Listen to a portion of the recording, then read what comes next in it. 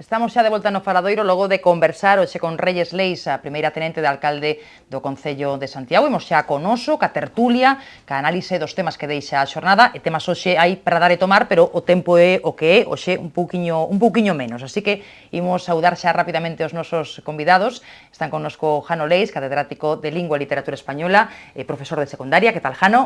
Benvido. Está connosco a abogada María Seoane. Que tal, María? Benvida tamén. E o xornalista Luís Pérez, director de Correo Televisión, con quen compartimos sempre tertulia, ás veces entrevista os xoves. Que tal, Luís? Moi ben. Benvido tamén.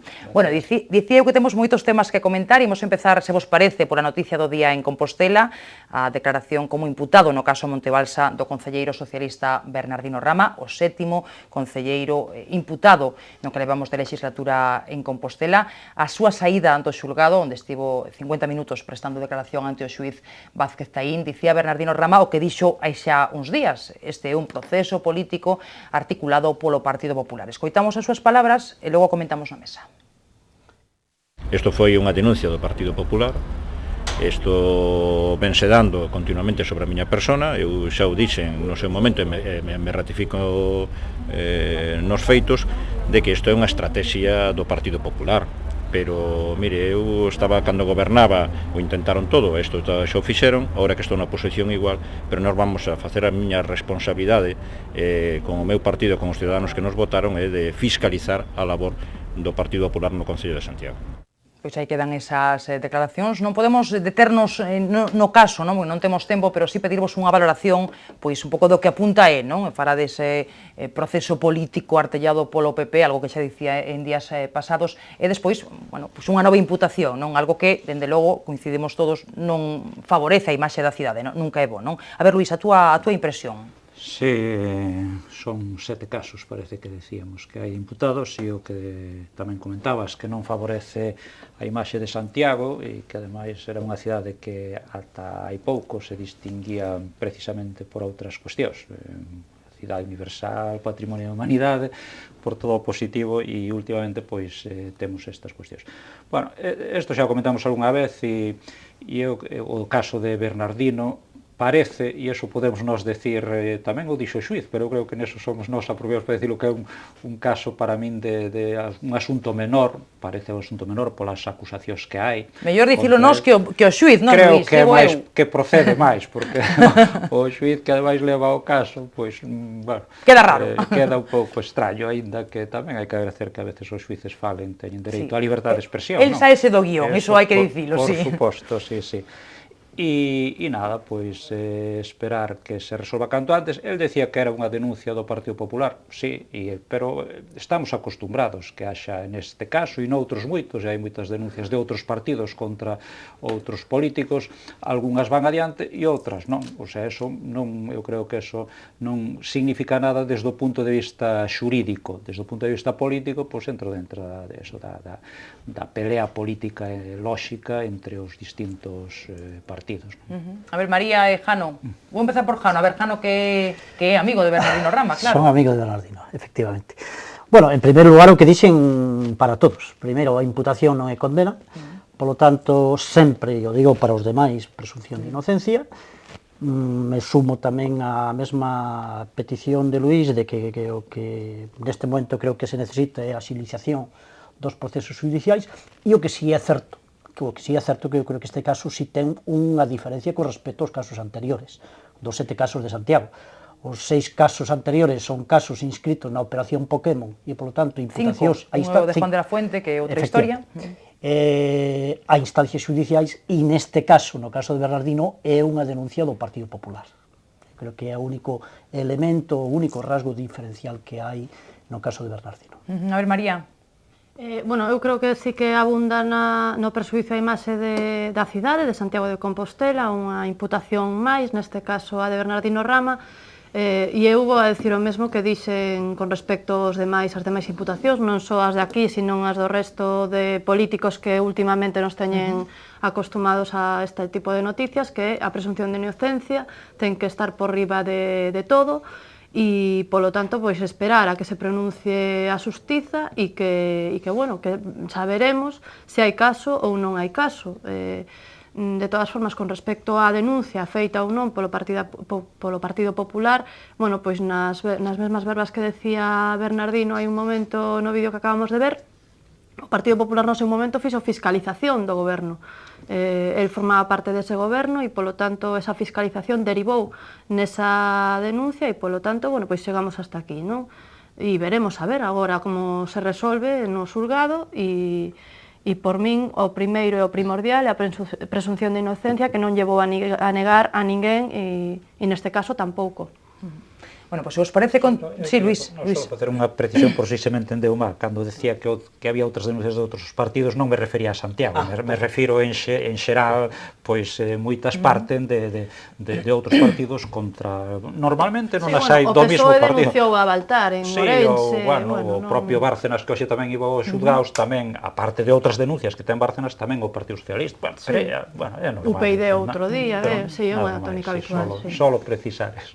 Bueno, pois se vos parecimos con outros temas do día, da semana, do mes, do verán, veremos para canto nos dá. Bueno, a Comisión de Investigación das Caixas, que se creou no Parlamento, hoxe comparecían os responsables das empresas que auditaron as contas de Caixa Galicia e Caixa Nova, e da empresa que a Xunta lle encargou un informe sobre a viabilidade da fusión. Estes últimos dixeron que hablaron esa operación en base a unhas previsións macroeconómicas que fallaron. Bueno, iso é unha parte do que quero comentar convosco, e a outra é o que anunciaba e o que fixo hoxe a Alternativa Galega de Esquerda, non? Por unha banda, entregándolle aos xornalistas pois documentación considerada secreta e reservada, entre esa documentación está precisamente ese informe encargado pola Xunta, non? E despois, con ese anuncio de que vai presentar unha denuncia penal contra as persoas que tiñan que comparecer e non van comparecer na comisión, a exconselleira Fernández Currás, o exgobernador do Banco de España e o comisario Joaquín Almunia. Empezando por isto último, por a Alternativa Galega de Esquerda, bueno, que vos parece? Unha e outra cousa, o da denuncia e o de entregar documentación que é confidencial, non? Sobre a que teñen que guardar segredo. A ver, Jano, María, o que queirades? Jano, veña. Bueno, pues si quieres empezo eu. Bueno, vamos a ver. A min, en principio, me parece que non entendo ben as razóns de por que esta comisión ten que ser segreda. Parte da documentación que se manexa. En calquera caso, o que sí é certo que unha vez declarada segreda, eu creo que non me parece moi serio, sinceramente, honestamente o digo, xa o anunciaran, tampouco sorprende porque xa o dixeras. Pero non me parece serio, eu creo que hai unha dinámica parlamentaria que eu creo que compre respetar en todo caso. Por lo tanto, desde o meu punto de vista, insisto, non me parece moi serio. E en canto ás querelas ou as denuncias contra as persoas que non asistiron, que non declararon, home, en todo caso, é o que si puiden ler é que todos eles expresaron a súa disposición a facelo por escrito, non con comparecencia persoal. Por lo tanto, eu creo que o tema, máis ou menos, pode quedar bastante resolto se se responde a este cuestionario por escrito, que en principio todos eles me parece que expresaron a súa disposición a facelo. Por tanto, me parece un pouco desproporcionado a esta postura de AGE neste caso. A ver, concordades, María Luís? Sí, bueno, eu concordo plenamente con Jan no asunto do segredo, non? Eu creo que cando se dan unhas normas, que cando se transgreden esas normas, que cando a regulamentación parlamentaria di unha cousa que sea segreda, confidencial, uns datos, non toda a documentación, sino determinados datos que poden ser sensibles para chegar, bueno, pois, ou os determinados órganos pois, do Banco de España, etc., que xa se negou a entregar documentación, igual ben dado tamén porque xa a Alternativa Galega de Esquerdas viña xa ensinando a patiña, dicindo igual enseño documentación segreda, e por eso eu creo que non favorece a fiscalización, o control do que pasou coas caixas. Por unha banda, eso, que concordo co tema de que é documentación moi sensible e que se te comprometes a estar debaixo ou baixo unhas determinadas normas, tes que cumprilas. Con respecto ao segundo que preguntabas, que era as non comparecencias de Currás, de Almunia e de Fernández Ordóñez. Bueno, a min, primeiro, dame unha sensación de que é unha comisión descafeinada, non? Eu creo que é un pouco difícil chegar a determinadas conclusións desta comisión de control si non se teñen as perspectivas o que se viviu naquel momento de persoeiros absolutamente relevantes para a fusión das caixas no seu momento, que foi a conselleira da fusión, Mafo, que era o gobernador do Banco de España naquel momento, Almunia, e despois que falta documentación que se negan a enviar, como decía, o Banco de España e a Comisión Europea. Por lo tanto, eu creo que queda un pouco descafeinada, como digo. Hoxe sí que é certo que, bueno, coas declaracións de algúns das auditorías parece que van salindo datos á luz que moitos descoñecíamos e que parece que hai moitos datos que non se sabían. Pero bueno, a ver en que acaba, está a piques de rematar, queda menos de 15 días para rematar ou algo máis a comisión e se verán as conclusións. De todas formas, eu digo que deberán comparecer. En todo caso, que se falaba de que se podían enviar uns cuestionarios, eu espero que contesten a todas as preguntas os responsables, que nese momento ademais poñen unha excusa, por exemplo, Miguel Ángel Fernández Ordóñez, pon unha excusa dicindo que a fiscalización das comunidades autónomas, dos órganos autonómicos, non poden ir a controlar os órganos estatais. Eu digo, e logo porque foi a Valencia, porque outro día foi a Comisión Valenciana sobre o mesmo asunto. Entón eu creo que é unha excusa, non sei por qué, si que hai unha excusa outra que é a do viaxe, que ten unha viaxe programada, pero de todas formas podería vir outro día, e se puxeron todas as facilidades. Por lo tanto, eu creo que aí deberán de apretar máis a estes protagonistas, porque foron protagonistas no momento da fusión, e eu creo que senón quedará a comisión quedará descafeinada, como decía. Tampouco é o mesmo que respondan por escrito que escoitalos ali, non ten nada que ver. A ver, Luís, que dos que di que a comisión non vai servir para nada, que estamos un pouco comentando sobre algo que é para perder o tempo, non? E non cambiaches de opinión, non? Da semana pasada. Non, además é que estou convencido de que cando remate vou a decir o mesmo, ou casi o mesmo, porque hasta o momento a veces fan algunhas declaracións, hoxe os de KPMG, pero tampouco nada sustancial, o sea, é o esperado. O que iban a decir hoxe, eu xa o sabía casi, xa sabía o que iban a decir, igual que sabía o que iban a decir Galloso e o que iban a decir Méndez. Non me sorprenderon en nada, eu creo que a ninguén, eles defenderon o seu traballo, e que ademais, no caso de Méndez e o propio Galloso, despois de declarar Fernández Antonio o día anterior, dicindo que cando el se foi, creía que todo estaba ben, pois eles o día seguinte, pois todo estaba ben. Naquela época estaba todo ben, nin siquiera o bipartito nomeou un membro na comisión de control, porque, bueno, pois funcionaba ben a cousa. Entón, eu creo que non vai servir para nada, e eu creo que eso é o que tamén cree Ague, por outros motivos completamente distintos, e por eso, aí sí que, cando fai estas denuncias, eu creo que é un pouco contradictorio, porque, por un lado, non participa, ou participa a medias daquela maneira, non? Na comisión. Hoxe sí, mañan non. Bueno, pero está como observador, o sea, estar como observador non é estar participando na comisión, é estar vendo o que pasa, non? De vez en cando, sí. Incluso dice, eu non lle vou a facer ninguna pregunta que lle escoite a Yolanda, creo que era a Galloso, a Méndez, e despois, a continuación, ya fai. Bueno, contradiccións deste tipo. E, bueno, o que fai Ague con isto é, pois, eso, chamar a atención, que é a súa política que está levando a cabo, facerse notar deste xeito, notar nas formas, non no fondo, porque isto non resolve nada, e o de tamén denunciar, presentar estas denuncias, eu creo non teñen recorrido ningún, tamén é por facer un titular e que salga nos medios, e sale, porque, bueno, nós temos a obrigación de recollelo, pero non vai ter recorrido ningún porque hai precedentes, además o que decíades antes, eles non se negan a declarar, o que se negan, ou que non pon algunha disculpa, pero que se negan a vir argumentando, pois o que decía o Mafo, que tiña unha viaxe, máis que outra cuestión, e Fernández Currás, pois de que podía, polo cargo que ten agora, pois que non pode falar de determinadas cuestións. A min tampouco me parece... A min eso non me parece... Quero decir que a elas non se lle vai a preguntar sobre o seu momento actual como secretaria de Estado, que sería unha... Sí, pero, a ver, vendo as cousas... Se lle vai a preguntar sobre aquel momento, non? Sí, pero creo que igual que na etapa no goberno anterior, que digamos que todo este proceso se produciu entre o goberno da Xunta anterior e o actual, eso é todo este proceso, o gordo deste proceso foi aí, a época de Fraga queda bastante longe, ainda que tamén estuvo un responsable, pero todo este proceso foi aí. Bueno, pois digamos que da parte do goberno bipartito estivo o conselleiro de Economía e Facenda, Fernández Antonio, pois xa representando o goberno. Aquí vai estar o presidente da Xunta. O sea, 5 de xullo. Se vai vir o presidente da Xunta, é redundante que veña, penso eu. O sea, non ten, vai a decir o mesmo. Entonces, tampouco creo que é tan...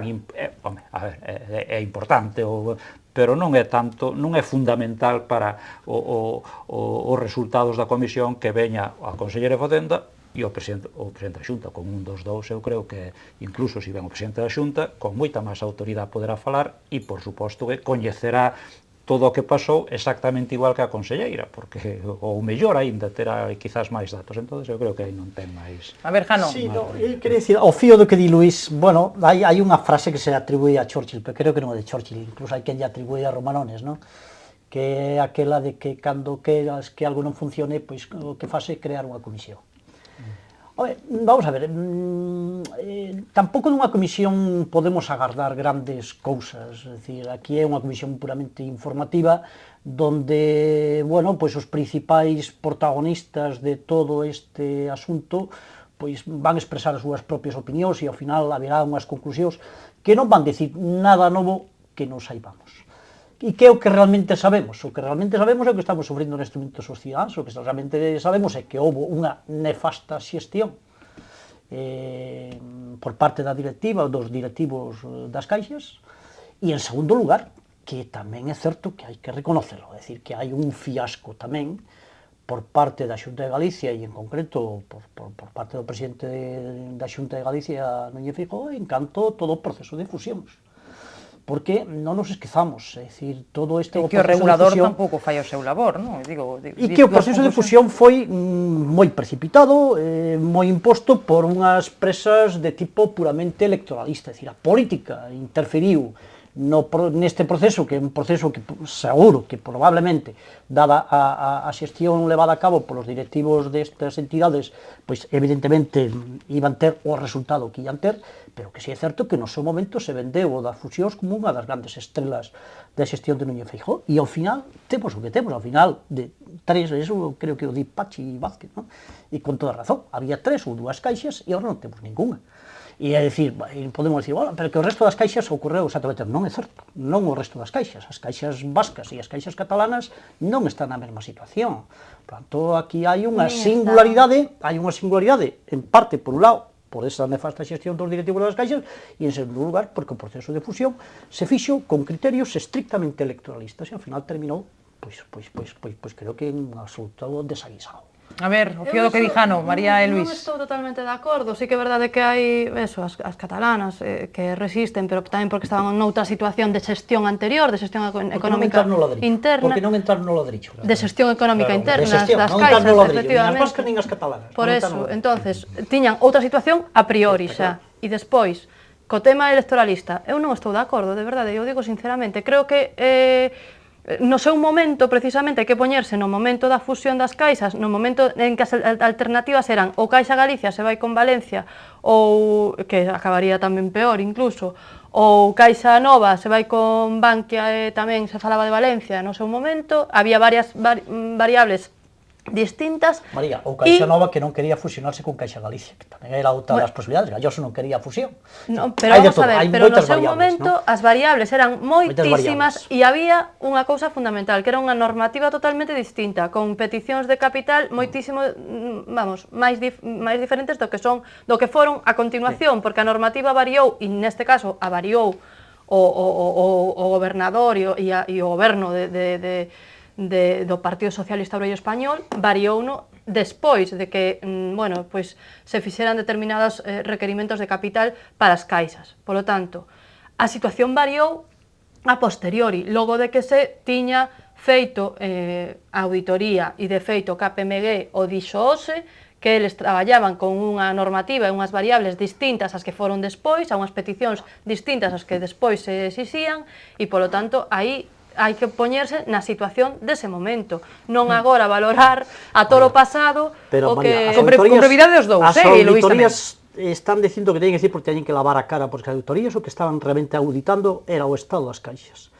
E evidentemente quedan en moi mal lugar todas esas auditorías porque efectivamente ao final se demostra que as caixas non estaban ben. En cambio, todas as auditorías, os informes eran positivos. Por tanto, teñen que o que dicir diñe que fixeron o que si é certo é que hai unha realidade incuestionable. KPMG hoxe Núñez non Feijóo antes das Non fale de eleccións saber, presentou remata Jano rapidamente, rapidamente, Jano. éxitos da súa legislatura.